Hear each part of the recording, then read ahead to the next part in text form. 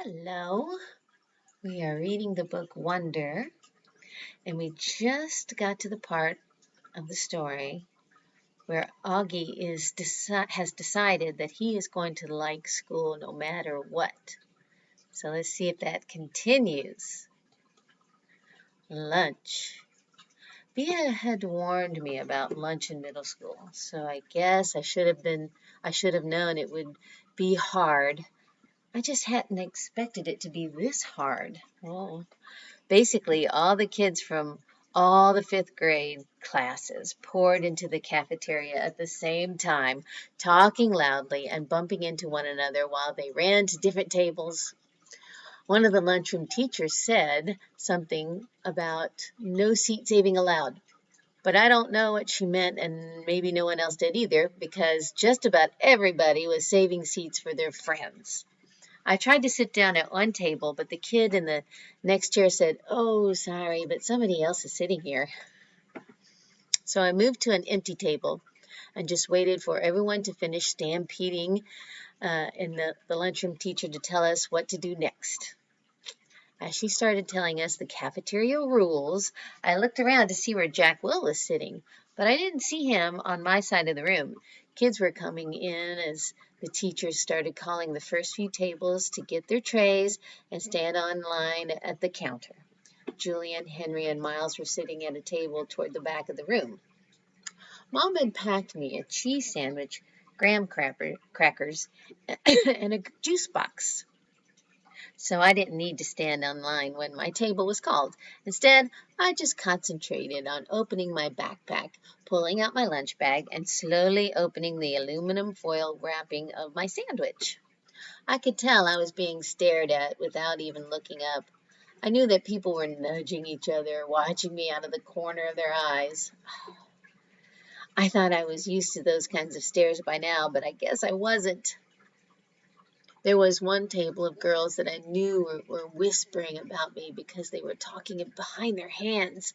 Their eyes and whispers kept bouncing over to me. Oh, poor kid.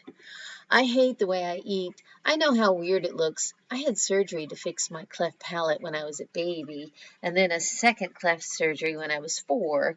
But I still have a hole in the roof of my mouth, and even though I had jaw alignment surgery a few years ago, I have to chew food in the front of my mouth. I didn't even realize how this looked until I was at a birthday party once, and one of the kids told the mom of the birthday boy he didn't want to sit next to me because I was too messy with the food crumbs shooting out of my mouth. With all the food crumbs shooting out of my mouth. I know the kid wasn't trying to be mean, but he got in big trouble later, and his mom called my mom that night to apologize. When I got home from the party, I went to the bathroom mirror and started eating a saltine cracker just to see what I looked like when I was chewing. The kid was right. I ate like a tortoise, if you've ever seen a tortoise eating, like some prehistoric swamp thing. The summer table. "Hey, is this seat taken?" I looked up, and a girl I never saw before was standing across from my table with a lunch tray full of food. She had long, wavy brown hair and wore a brown T-shirt with a purple peace sign on it. No," I said. She put her lunch tray on the table, plopped her backpack on the floor, and sat down across from me. She started to eat the mac and cheese on her plate. "Ugh," she said after swallowing the first bite.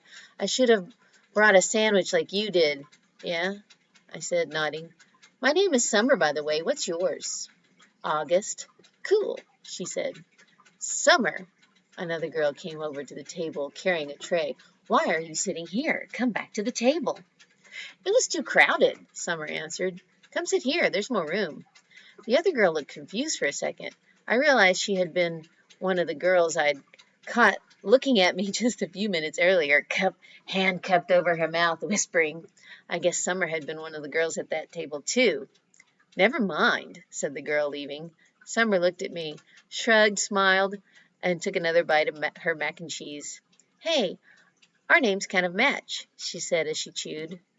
I guess she could tell I didn't know what she meant.